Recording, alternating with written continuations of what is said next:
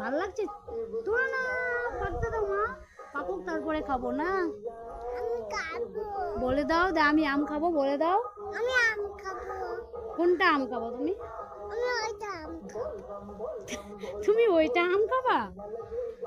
বলে দাও সবাইকে আমি দুজন বাড়ি এসছি আম খেতে তাই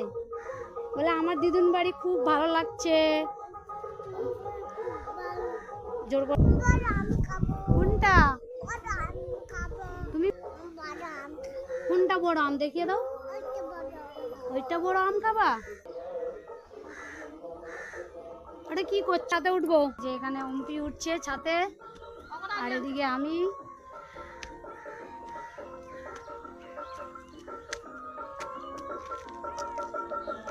এই দেখো